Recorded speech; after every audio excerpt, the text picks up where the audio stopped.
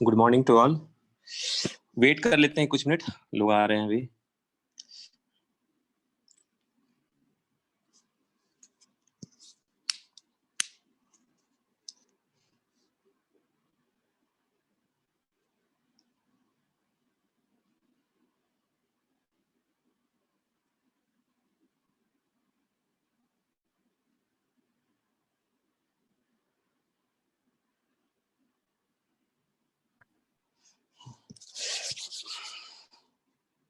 जिनको जिनको वैक्सीन लगा है अभी प्रिकॉशन में ही रहिएगा, क्योंकि 10 to 15 डेज तक अभी क्या होता है कि डिक्रीज करता है इम्यूनिटी, उसके बाद ही बूस्ट करेगा इम्यूनिटी।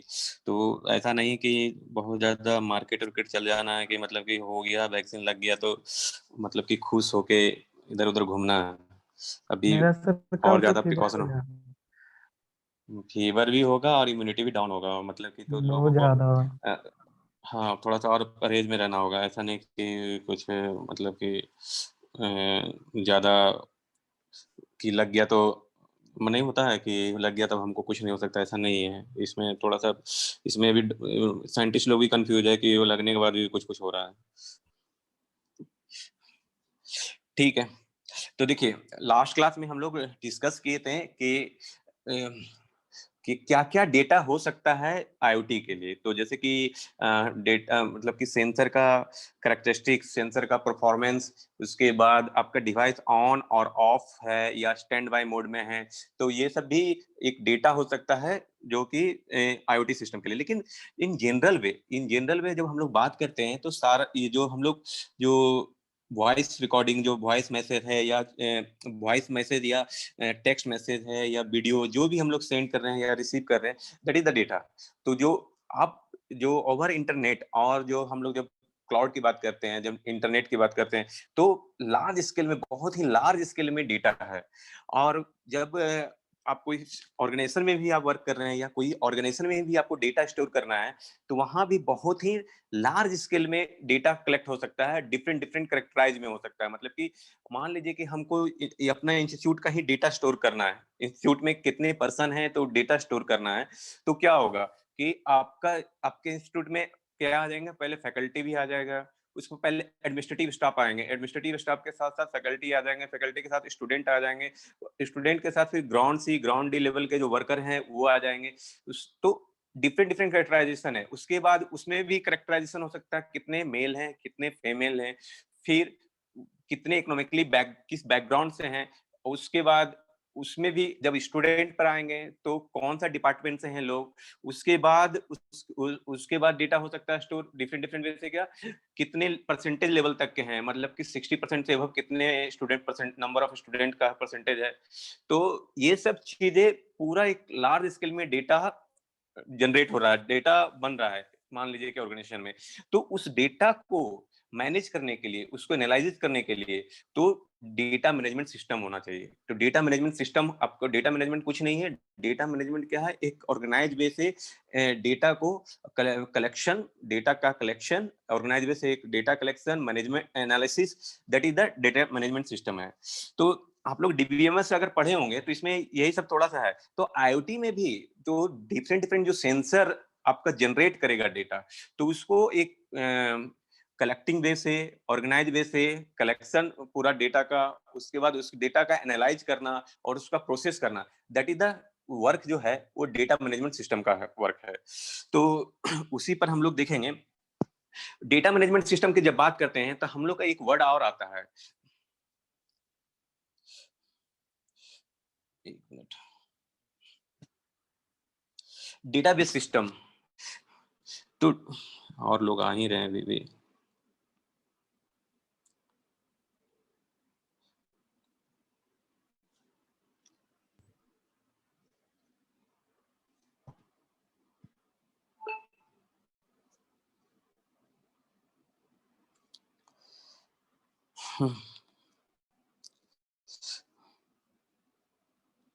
देखिए, तो हम अभी तक जो है स्टडी हम लोग डिस्कस किए कि डेटा मैनेजमेंट क्या है। मतलब कि डेटा का जो है आपका कलेक्ट करके एनालाइज करना, मतलब कि जितना भी प्रकार का डेटा है उसको कलेक्ट करना और उसको एनालाइज करना। तो सभी ऑर्गेनाइजेशन में आपको डेटा की जरूरत पड़ता है। मान लीजिए कि आप IoT बेस्ड कोई ऑर्गेनाइजेशन के लिए सिस्टम बना रहे हैं, या आप कोई इंस्टीट्यूट के लिए IoT बेस्ड पूरा सिस्टम बना रहे हैं, तो आपको वहां पर डेटा का मैनेजमेंट आपको समझना पड़ेगा, किस बेस से आपका डेटा वहां पर वर्क कर रहा है, तो किस तरह का डेटा करेक्टराइज कर सकता है। अकॉर्डिंग टू दैट आप डिफरेंट डिफरेंट फंक्शन का सेंसर और डिफरेंट डिफरेंट सेंसर जो भी है सिस्टम आप डेवलप कर सकते हैं। मान लीजिए कि आपको IoT बेस्ड सिस्टम बनाना है इंस्टीट्यूट में, तो आपको ये डेटा कलेक्ट करना पड़ेगा कि कितने पर्सन के पास व्हीकल है, तब तो आप उस लेवल का पार्किंग सिस्टम डेवलप कर सकते हो, ऑटोमेटिक पार्किंग सिस्टम डेवलप कर सकते हो। और कि आपको कितने कितने उसमें भी आपको करेक्टराइज करना होगा, कितने के पास 2 व्हीलर है, कितने के पास 4 व्हीलर है। उसके बाद भी आपको करेक्टराइज करना होगा कि मतलब साइकिल क्या है, मतलब कि उसमें भी और क्या-क्या जो है, ऑटोमेटिक कौन सा है, नॉन ऑटोमेटिक कौन सा है। तो आपको जो जो भी आपको वर्क करना है, जो कैसे आपको वर्क करना है, अगर आपको डेटा मैनेजमेंट मतलब कि आप डेटा कलेक्ट नहीं करोगे, डेटा नहीं कलेक्ट कर पाओगे, तो आप उस तरह का सिस्टम डेवलप करने में, जो आपका IoT सिस्टम है उस डेवलप करने में आपको डिफिकल्टी होगा। तो आपको first of all data management, ऐसे डेटा का मैनेजमेंट मतलब कि डेटा का जो कलेक्शन और एनालाइजिंग करना जरूरी है IoT बेस में। तो what is the data management? तो ये data management platform is the foundational system for collecting analysing large volume of data across organisation. तो आप ये तो पूरा कंप्यूटर साइंस बेस पर है, मतलब कि आपका जितना भी डेटाबेस सिस्टम है, लेकिन IoT पर्पज से आपको जो भी जहां जहां आप ऑटोमेशन कर रहे हो IoT बेस, तो वो उस जगह का आपको डेटा पूरा कलेक्ट करना होगा और एनालाइज करना होगा। हम तो डेटा मैनेजमेंट से आप लोग समझ गए होंगे वर्ड डेटा मैनेजमेंट आपका क्यों है और क्या किस लिए करना है। सर उसके बाद है डेटाबेस। डेटाबेस क्या है? हाँ बोलिए। बोल रहे हैं गौरव शायद हाँ बोलिए। वेटिंग में है। गौरव वेटिंग में है, शायद मैसेज अच्छा अच्छा कर रहा अच्छा। है। हाँ, ठीक है हाँ ठीक है, इन करता हूँ। बहुत लोग वेटिंग में है जी,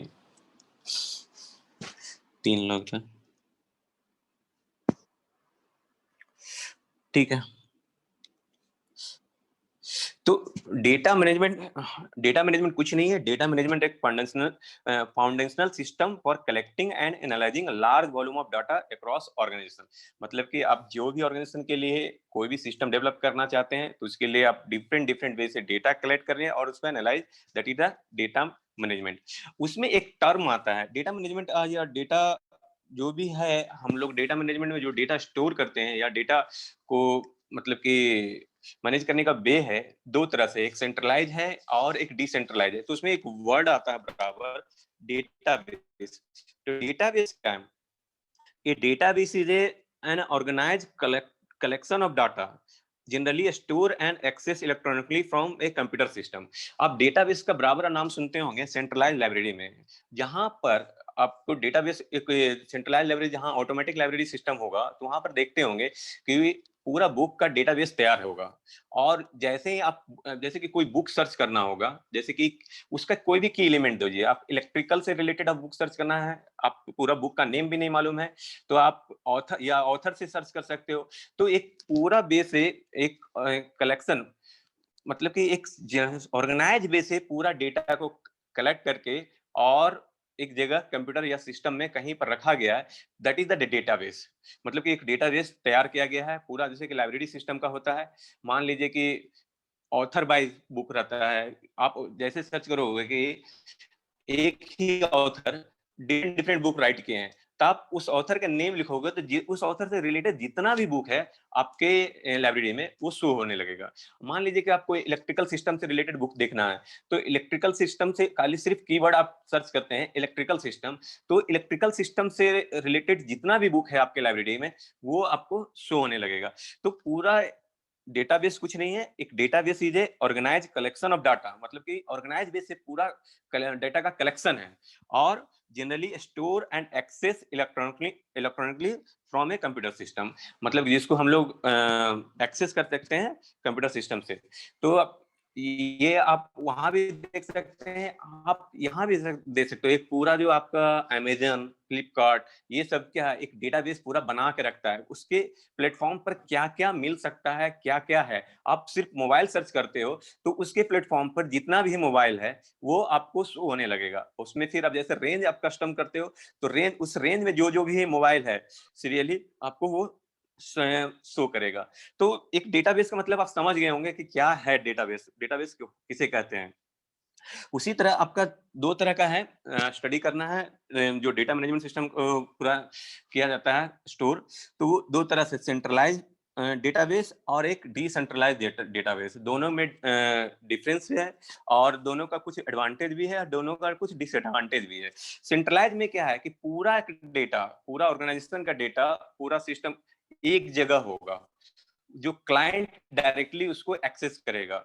जैसे कि आपको मान लीजिए कि अपना इंस्टीट्यूट ही है, तो अपना इंस्टीट्यूट का मतलब कि कितने पर्सन है और कौन का क्या पोजीशन है, क्या कितने का सबका सैलरी है और क्या है, वो सब एक जगह स्टोर होता है। वो आप देखे होंगे कि जहां पर आपका एडमिन स्टाफ है, एडमिन ऑफिस है, वहां पर ही पूरा सबका फाइल बना के वहां रखा जाता है। ये हार्डवेयर में बोल रहा हूँ।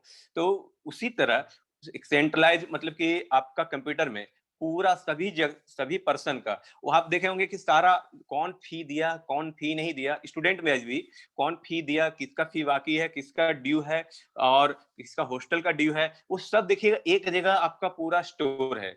जो अमृतसर आप लोग का देखते हैं और बराबर आपका कॉल जाता है या कुछ जो भी है, आप वहां से समझने की कोशिश कीजिए। तो सेंट्रलाइज डेटाबेस मतलब क्या, पूरा इंस्टीट्यूट का डेटा, के ऑर्गेनाइजेशन डेटा एक जगह स्टोर है और पूरा ऑर्गेनाइज वे से पूरा रखा गया है।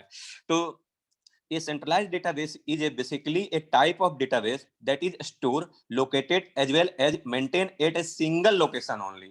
जहां जो भी स्टोर और मेंटेन भी होता है, मेंटेन मतलब कहने का मतलब कि अब लोग चले गए, मतलब कि 14 और 19 के बैच, 14 और 18 के बैच के चले गए बच्चे, तो उनका तो फी का मैटर लगभग कंप्लीट हो गया ना, तो वहां से उसको हटा दिया जाता है। अब तो वहां से देखने का मतलब नहीं बनता है।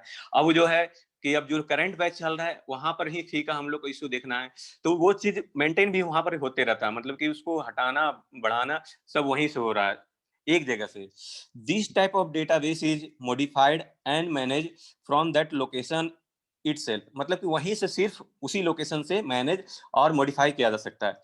दिस लोकेशन इज दस मेनली ओनली डेटाबेस सिस्टम और ए सेंट्रलाइज कंप्यूटर सिस्टम, मतलब कि एक डेटाबेस मैनेजमेंट जो भी एक सेंट्रलाइज कंप्यूटर होगा या सर्वर जो भी है वहां से ही मेंटेन किया जाएगा। The centralise location is access via an internet connection. This centralise database is mainly use institution और ऑर्गेनाइजेशन, जो भी है इंस्टीट्यूशन और ऑर्गेनाइजेशन, कोई भी ऑर्गेनाइजेशन वो अपना एक सेंट्रलाइज डेटाबेस मैनेजमेंट सिस्टम पूरा डेवलप करके रखते हैं। जैसे कि आप लोग देखते होंगे सेंट्रल लाइब्रेरी भी है, लाइब्रेरी का भी एग्जांपल ले सकते हैं कि सारा जो बुक है, इवन डिपार्टमेंट वाइज जो आप बड़े बड़े लाइब्रेरी देखेंगे, जैसे कि आईआईटी वगैरह सबका, आईआईटी वगैरह सबका भी, और मतलब कि जैसे कि इंडिया में सबसे बड़ा लाइब्रेरी आपका आईआईटी में खड़गपुर के पास है, ठीक है, लार्ज स्केल में। तो वहां पर क्या होता है कि जैसे कि पीएचडी या एमटेक का थीसिस भी हम लोग जो सबमिट करते हैं, तो वो भी थीसिस का डेटाबेस सेंट्रल लाइब्रेरी में रहता है। तो वहां से मतलब कि एक सेंट्रलाइज बेस है, जैसे डिपार्टमेंट तो है ही, डिपार्टमेंट के पास तो होगा ही होगा, लेकिन एक सेंट्रलाइज बेस से मान लीजिए कि वहां पर ही मल्टी डिसिप्लिनरी में कोई काम करना चाह रहे हैं, मैकेनिकल के बच्चे को मतलब कि किसी चीज का लेवल सेंसर या लेवल से रिलेटेड कुछ वर्क है, तो वो डिपार्टमेंट नहीं कांटेक्ट करेंगे, डायरेक्टली वो सेंट्रल लाइब्रेरी से एक्सेस करके और वहां देखेंगे कि वो कुछ उस तरह से कुछ डेवलपमेंट हुआ है कि नहीं, कुछ वर्क है कि नहीं, तो उससे आपको फाइंड आउट करके उससे अपना मतलब कि स्टडी करके अपना अपना वर्क फर्दर एक्सीड करते हैं। तो आपको एक सेंट्रलाइज वे से पूरा रखा जाता है। उस सेंट्रलाइज को कोई भी एक्सेस, मतलब कि different different client different different place से थ्रू इंटरनेट उसको एक्सेस कर सकते हैं। आप लोग सर्च कर दीजिएगा आईआईटी दिल्ली का ई लाइब्रेरी और आईआईटी खड़गपुर का ई लाइब्रेरी, चाहे और ई थीसिस करके भी आप लोग को मिल सकता है, बीटेक लेवल का जो थीसिस है वो सब भी आप लोग एक्सेस कर सकते हैं। वहां के बच्चे क्या मतलब कि वर्क किए हैं और उसको स्टडी करके अपना फर्दर मॉडिफिकेशन करके आप वर्क कर सकते हैं। तो वो लोग करते हैं, तो वो क्या है, एक जगह से सेंट्रलाइज है, उस इंस्टीट्यूट का, उस ऑर्गेनाइजेशन का पूरा थीसिस और वर्क एक जगह सेंट्रलाइज रखा हुआ है। तो डिफरेंट डिफरेंट क्लाइंट है, जो आपको इसका एक ब्लॉक डायग्राम बना सकते हैं, जो सेंट्रलाइज डेटाबेस है वहां से डिफरेंट डिफरेंट क्लाइंट और उसको एक्सेस कर सकता है। एडवांटेज क्या है? Since all data is store at single location, only that it is easier to access and coordinate data. मतलब कोऑर्डिनेट डाटा मतलब कि जो भी है एक जगह है, तो इजिली जैसे किसी को कुछ चाहिए तो एक जगह ही जाने से जरूरत पड़ेगा, डिफरेंट डिफरेंट प्लेस जाने की जरूरत नहीं है। जैसे मैं एग्जांपल बताया कि अगर एक सेंट्रलाइज डेटाबेस सिस्टम है, तो मैकेनिकल के बच्चे को इलेक्ट्रॉनिक्स का कुछ डिवाइस के बारे में या इलेक्ट्रॉनिक्स का कुछ मतलब थीसिस देखना है, तो वो सेंट्रल लाइब्रेरी से फाइंड आउट कर सकते हैं। इवन बुक भी, मतलब कि मैकेनिकल के स्टूडेंट को मान लीजिए कि उनके प्रोजेक्ट में कुछ इलेक्ट्रॉनिक सर्किट का यूज हो रहा है और उनको बुक चाहिए इलेक्ट्रॉनिक्स का, तो उनको डिपार्टमेंट जाने की जरूरत नहीं है, वो डायरेक्टली सेंट्रल लाइब्रेरी से एक्सेस करके बुक और वो अपना वर्क प्रोसीड कर सकते हैं। तो सेंट्रलाइज डेटाबेस सिस्टम से एक एडवांटेज क्या है कि हम लोग को ये इजी टू एक्सेस होता है, मतलब कि उसको किसी और डिफरेंट डिफरेंट प्लेस जाने का जरूरत नहीं है, एक जगह ही सारा चीज हमें मिल जाता है। The centralise database has very minimal data redundancy since all data is store at a single location. ये रिडंडेंसी वर्ड जो यूज हुआ है, इसका मीनिंग क्या हुआ? डेटा रिडंडेंसी मतलब क्या हुआ, कोई बताइए। सर रिडंडेंसी मतलब होता है कि उसका कोई जरूरत ही नहीं है, मतलब वो एक्स्ट्रा है। एक्स्ट्रा है, जैसे कि मान लीजिए कि हम लोग को एक डेटाबेस सिस्टम बना रहे हैं जिसमें कि कितने बच्चे क्लास, मतलब कि कितने कितने बच्चे जो है क्लास में हैं, मतलब कि कितने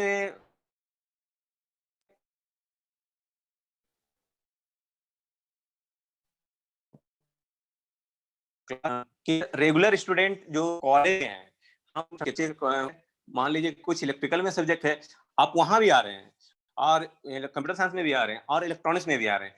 तो अगर हम ये अलग अलग बनाएंगे डेटाबेस, मान लीजिए कंप्यूटर साइंस वाले भी बनाए और इलेक्ट्रिकल वाले भी बनाए और हमने भी बनाया, हमको ये नहीं बताना है कि परसेंट हमारा अटेंडेंस कितना है, हमको बताना है कि कौन कौन बच्चे रेगुलर आ रहे हैं। ये डेटाबेस सिस्टम है।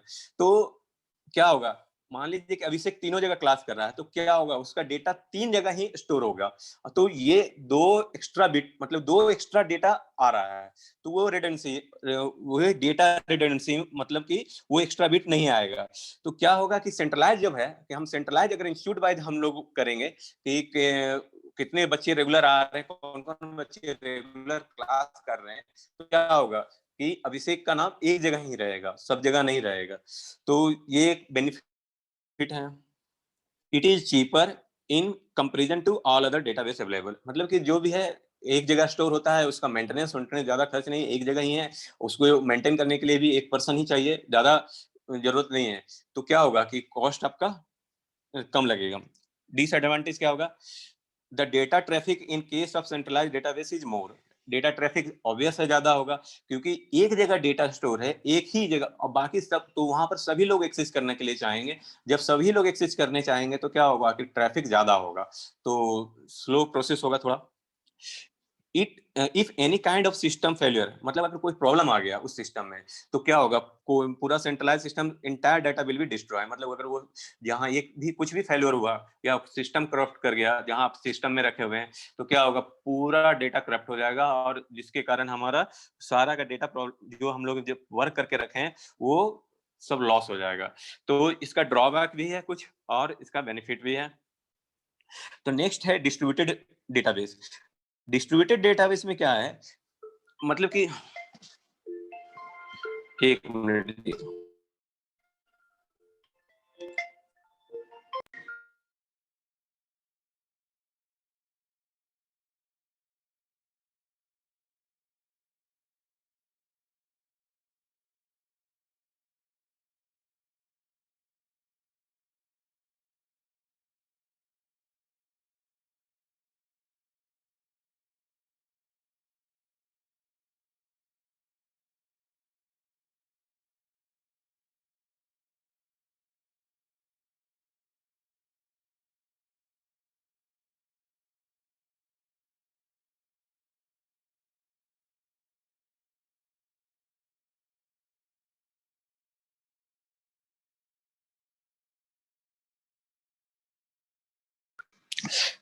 Sorry for disturbance. तो अब डिस्ट्रीब्यूटेड डेटाबेस सिस्टम क्या होगा कि डिफरेंट डिफरेंट डेटाबेस बनेगा, मतलब कि एक different different characterise by data store होगा और वो थ्रू द नेटवर्क एक दूसरे से कनेक्टेड है। मान लीजिए कि किसी ऑर्गेनाइजेशन का या किसी सिस्टम का स्टूडेंट का पूरा स्टूडेंट का डेटा अलग रखे हैं, उसमें भी स्टूडेंट के जगह पे मैकेनिकल का स्टूडेंट का अलग, इलेक्ट्रिकल का स्टूडेंट का अलग और सिविल का अलग, सारा ब्रांच का अलग अलग हम लोग डेटा स्टोर किए हैं और पूरा डेटा स्टोर किए हैं और थ्रू द नेटवर्क उसको हम लोग एक्सेस कर सकते हैं एक दूसरे का डेटा। तो इससे क्या होगा ये जी, अगर कोई एक करप्ट करेगा तो हमारा पूरा डेटाबेस, पूरा डेटा सिस्टम हमारा लॉस नहीं होगा, हमारा पूरा डेटा जो हम लोग डेवलप किए हैं, ऑर्गेनाइज किए हैं पूरा, वो हमारा लॉस नहीं होगा। तो ये कुछ उसका बेनिफिट भी है। लॉस क्या है कि हमें सारा मेंटेन करना पड़ेगा, डिफरेंट डिफरेंट पर्सन चाहिए रखना होगा जो मेंटेन कर सके और उसका कॉस्ट बढ़ेगा। तो what is the distributed data system database? A distributed database is basically a type of database which consists of multiple database that are connected with each other and are spread across different physical location। मतलब different different physical location पर उसको रखा हुआ है और वहां से through the network हम लोग उसको एक दूसरे से एक्सेस कर रहे हैं और एक्सचेंज भी कर सकते हैं, ट्रांसफॉर्म कर सकते हैं। ये इसका स्ट्रक्चर है, नेटवर्क है, उसके बाद डिफरेंट डिफरेंट डेटाबेस है और वहां से एक दूसरे से ये कनेक्टेड है। मतलब एक हम मतलब कि हम अगर कहीं पर फाइल पूरा करप्ट होने का चांस है या है तो हम लोग उसको क्या करें, डिफरेंट डिफरेंट फाइल वाइज अलग अलग जगह पर हम लोग स्टोर करेंगे। The data that is stored on various physical location can thus be managed independently of other physical location. मतलब कि जो भी है सबको अलग अलग फिजिकल लोकेशन पर उसको इंडिपेंडेंटली मैनेज और मॉडिफिकेशन किया जा करना होगा। The communication between database at different physical location is दस डन बाय कंप्यूटर नेटवर्क। जो भी है नेटवर्किंग के थ्रू उसको कर सकते हैं। तो इसका कुछ एडवांटेज भी है और कुछ डिसएडवांटेज भी है। एडवांटेज क्या है? This database can be easily expanded as data is already spread across the different physical location। मतलब कि डिफरेंट फिजिकल लोकेशन पे है तो हम उसको एक्सपैंड इजिली कर सकते हैं। मान लीजिए कि आपको कुछ और चीज ऐड करना है, कुछ और चीज मतलब कि लेना, मान लीजिए कि हम स्टूडेंट का हम लोग मैकेनिकल बाय स्टूडेंट्स पूरा डेटाबेस सिस्टम बनाए, मतलब कि नंबर ऑफ स्टूडेंट का डेटाबेस बनाए, मैकेनिकल में इतना है, इलेक्ट्रिकल में इतना है और सिविल में इतना, सब बनाए। उसमें अब हमको एक नया बनाना है कि कितना कितना गर्ल्स है, तो उसमें अलग से फिर हम एक डेटाबेस अलग बना सकते हैं और वो भी क्योंकि थ्रू द नेटवर्क एक्सेस है तो अलग अलग हम तुरंत उसको एक्सपैंड कर सकते हैं। ऐसा नहीं है कि हमको एक्सपैंड करने में थोड़ा प्रॉब्लम आएगा, तो इजिली हम लोग एक्सपैंड कर सकते हैं। The distributed database can easily be access from different network. उसको इजी से एक्सेस कर सकते हैं दूसरे का जहां डेटाबेस है, डिफरेंट डिफरेंट डेटाबेस को।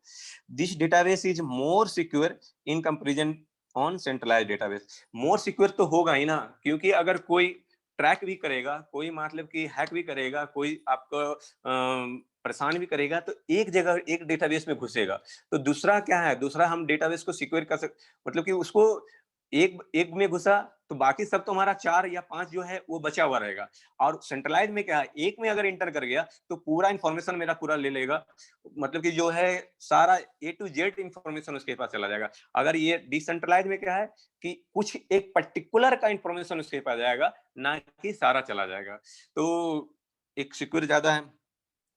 Disadvantage, this database is very costly and it is difficult to maintain because of its complexity। मतलब ये कॉम्प्लेक्स है क्योंकि बहुत सारा डेटाबेस रहेगा तो कॉम्प्लेक्स है और जिसके कारण मेंटेन करने का भी कॉस्ट भी इंक्रीज करता है। In this database, it is difficult to provide informed view to user since it is spread across different location। देखिए ये डिफरेंट डिफरेंट लोकेशन में, मान लीजिए कि आपके डिपार्टमेंट में ही बहुत सी आप देखते होंगे कॉलेज में different different department different different way से अपना वर्क कर रहा है। मान लीजिए कि कोई एक डेटाबेस सिस्टम हम अलग अलग डिपार्टमेंट को दिए हैं तो क्या होगा कि वो अपने तरीका से करेंगे, या इवन स्टूडेंट में ही देखिए 5 स्टूडेंट को अलग अलग वर्क दिए, मतलब सेम ही वर्क आपको स्टोर करना है, मतलब कि कुछ बनाना है, तो क्या होगा डिफरेंट डिफरेंट बेस से बनाएंगे। ऐसा नहीं तो उनका इन्फॉर्म सभी का एक जैसा ही व्यू आएगा देखने में, तो थोड़ा सा अलग दिखेगा, सबका अपना अपना व्यू रहेगा, अपना अपना प्रेजेंटेशन स्टाइल होगा, तो उस तरह से उन लोगों का वो होगा। तो ये डिसएडवांटेज है, क्योंकि इन्फॉर्म व्यू हमें नहीं मिलता है।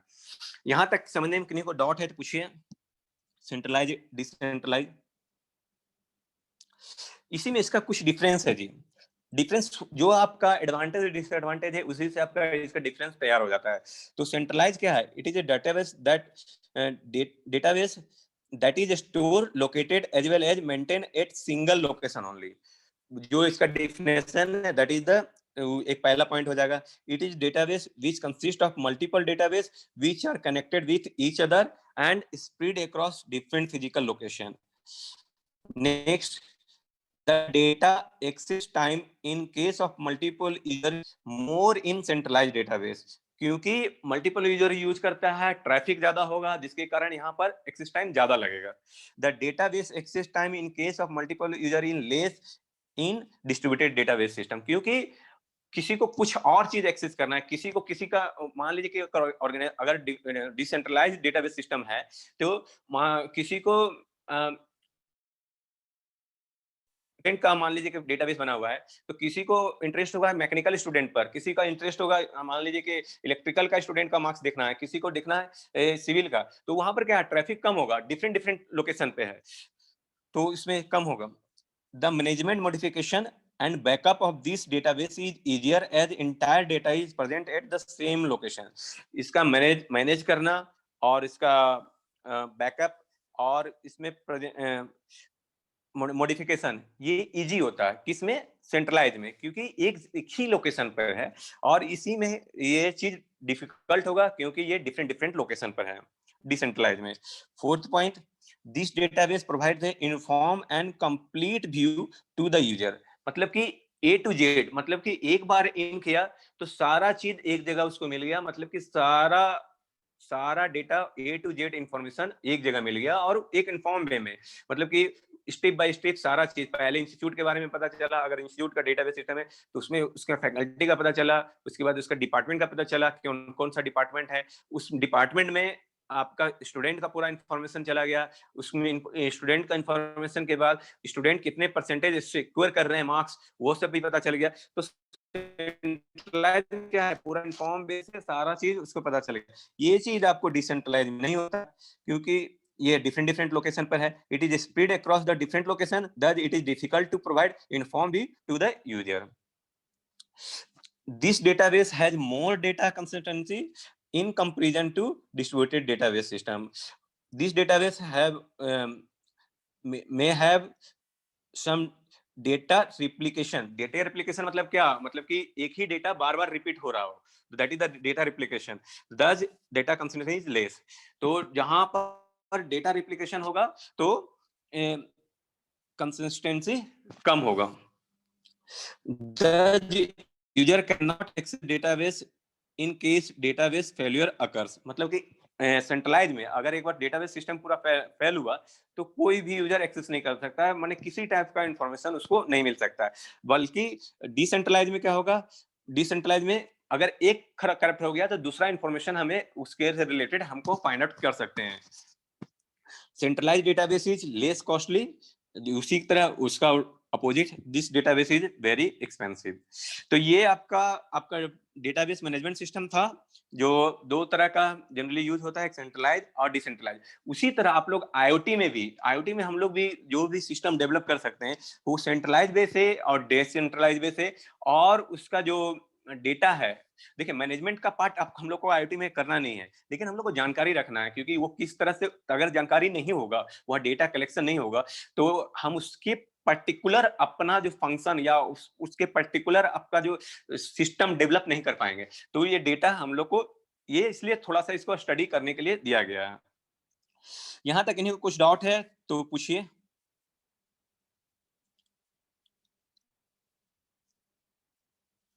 नेक्स्ट आता है, ज्यादा टाइम नहीं है लेकिन मैं थोड़ा सा ओवरव्यू देता हूं। नाम सुने होंगे आप लोग, डेटा प्रोसेसिंग। ये क्या होता है जी? डेटा प्रोसेसिंग क्या है? What is data processing? कोई बताइए।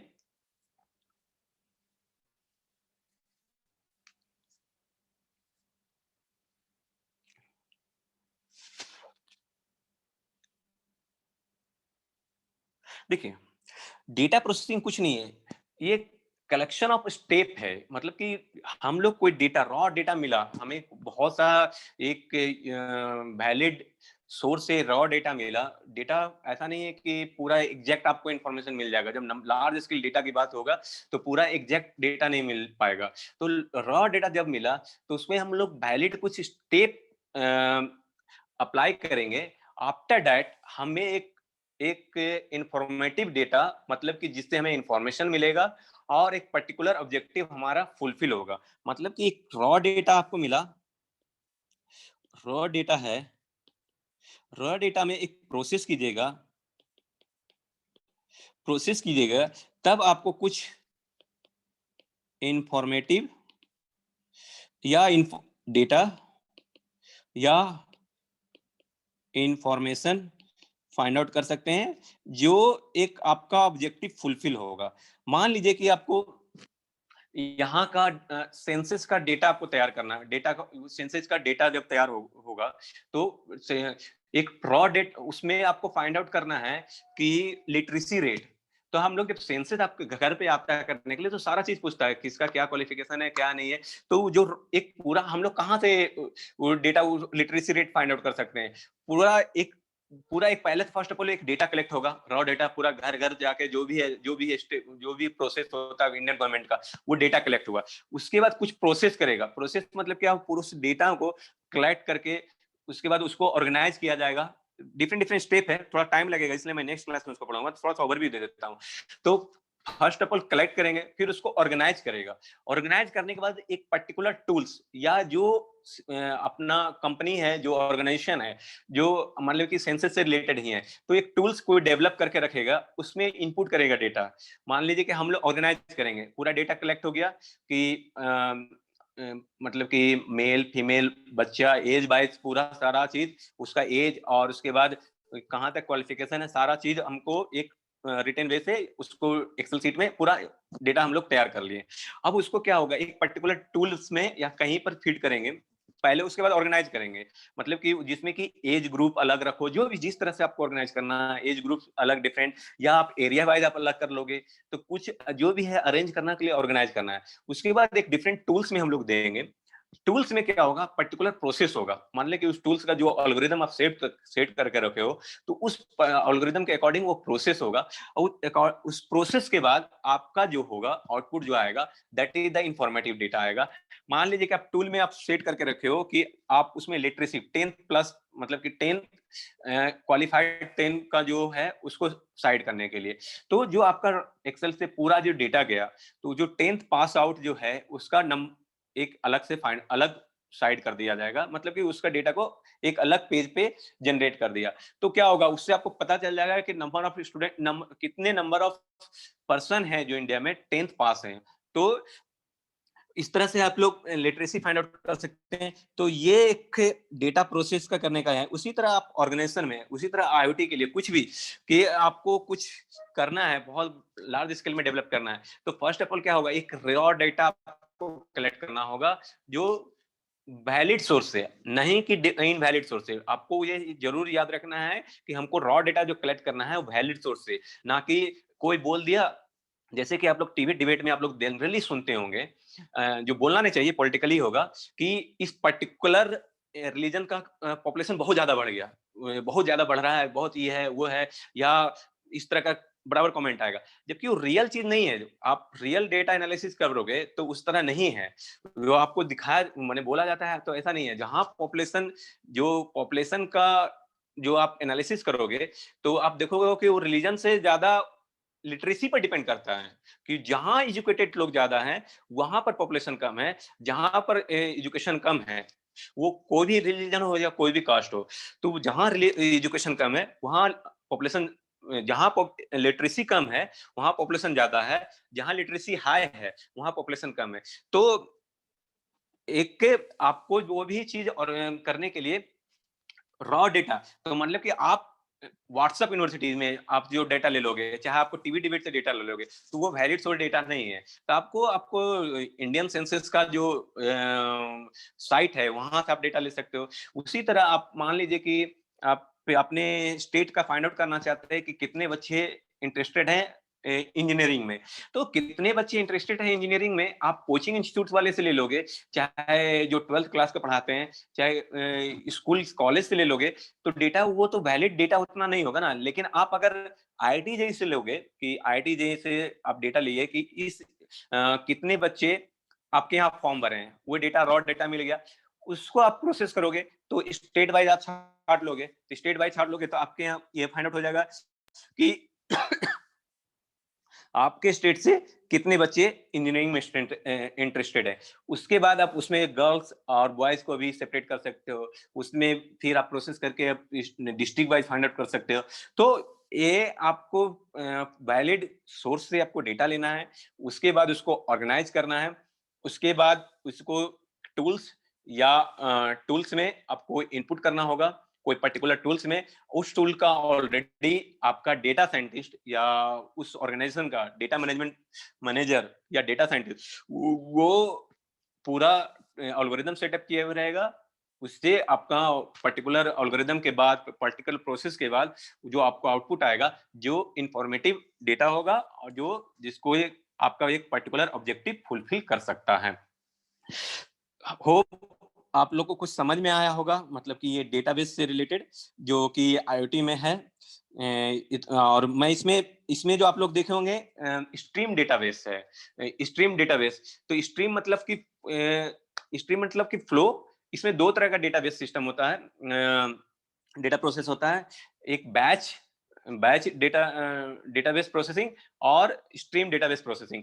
तो मैं दोनों को डिस्कस करूंगा, उसके बाद दोनों को डिस्कस करते हुए और तब सिर्फ लेकिन आप लोग को पढ़ना है स्ट्रीम, क्योंकि स्ट्रीम में मतलब क्या होता है, कंटिन्यूअस डेटा का फ्लो होना, कंटिन्यूअस फ्लो हो रहा है वहां पर प्रोसेस करना। जैसे कि आपका, चलिए डिस्कनेक्ट हो जाएगा तो नेक्स्ट क्लास में ही इसको डिस्कस करेंगे। जैसे कि आपका ये रेल टिकट बुकिंग, चाहे एयर टिकट बुकिंग जो करते हैं ना, that is the continuous flow data processing होता है। तो हम नेक्स्ट क्लास में और इसको डिटेल से डिस्कस करेंगे। किन्हीं को कुछ डाउट है तो पूछिए।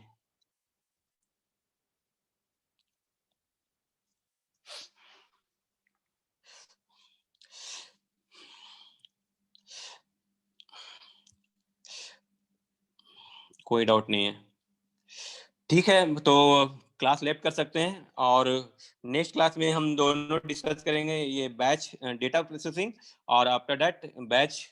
किसी को कुछ क्वेश्चन है किन्हीं का? तो उसके बाद हम लोग डिस्कस करेंगे स्ट्रीम डेटा प्रोसेसिंग। उसके बाद जो टॉपिक है और थोड़ा कुछ डिस्कस करने के बाद थर्ड यूनिट कंप्लीट हो जाएगा। सेकंड यूनिट अभी हम नहीं स्टार्ट किए हैं, हड़बड़ाइएगा नहीं। हाफ फर्स्ट यूनिट का हाफ हुआ है और ये थर्ड यूनिट चल रहा है। फोर्थ यूनिट का जो आपका सिलेबस है वो आपको प्रैक्टिकल के थ्रू आपका वो अपने आप कंप्लीट होगा, आप लोग के ही थ्रू कंप्लीट होगा, उसको डिस्कस करेंगे हम लोग। चलिए, अगर कुछ डाउट नहीं है तो लेफ्ट कर सकते हैं।